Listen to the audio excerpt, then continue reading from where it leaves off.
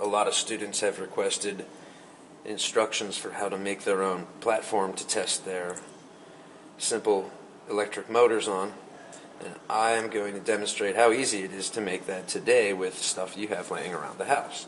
There are a couple different ways that you can do it. One way is you can use just some spare wire. It's very important the wire doesn't have any insulation on it. It has to be raw. And in this case I'm going to use just a styrofoam pad that I had laying around. I'm going to drive the wire in. You notice I bent a hook onto the end of it. You can make a loop. You can make a little hook. Anything to support the motor. Space them about 3 to 4 inches apart depending on how long the shaft on your motor is. In this case I'm using these paperclip motors, which are a little different than we make in class sometimes, but they demonstrate the same idea. And at this point all you need is a battery. I like these big 6-volt batteries. They're called lantern batteries, but it does not have to be one of these. You could use a 9-volt battery from your house. Pretty much any battery will do. And I'm using these alligator clips to connect it, but you can use any piece of wire and just wrap it around the battery terminal, or you can tape it to the battery terminal, and then put the other end to the support posts.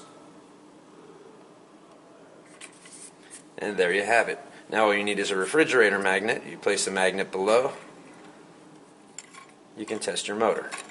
Now another way to do it, which is just as simple, maybe even easier, involves using paper clips. Now make sure you don't get paper clips that have plastic coating on them, and if that's what you have, you just remove the plastic coating. You can just straighten out the paper clip on one end, place it into the styrofoam, and then you can put your motor shaft through like that. And that's very simple, and you just hook the battery up. Find yourself a refrigerator magnet, and there you have it. Take your refrigerator magnet, you can put it anywhere just to the side of the motor, just so it doesn't hit when it spins. And then another good thing to do is test where the most effective location is. Is it better underneath?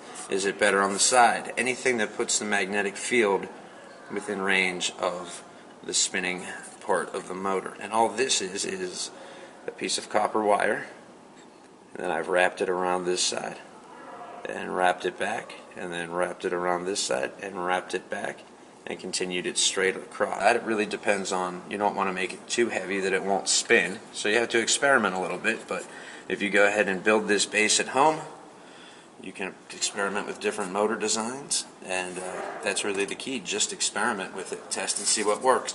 Now if you don't have styrofoam, you can do the same thing with just a piece of tape. You just bend a little L at the bottom, tape it down to the table. Duct tape. Duct tape fixes everything. You can make this motor base using a cork with a wooden skewer driven through it, and you wrap your wire around both sides of the cork. Make sure you continue the wire out along the wooden skewer, because the electricity has to get into the motor through the paperclip ends. So I've seen people wrap aluminum foil around both ends of the skewer over the wire so they get better contact, better electrical contact with the base.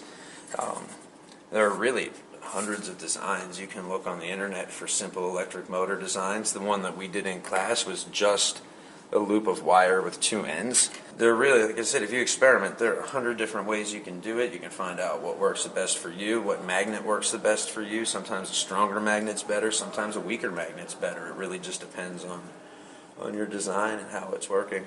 If you come up with a really cool design for your motor, or you come up with a really cool design for your motor base, and you want to take a short video of it and submit it to us at info@outsidetheboxlabs.com, your video might end up being our featured student video of the month online. You can record it with your phone, with your tablet, with your parents' phone. You don't have to have a good camera. We're just looking to see your ideas in action.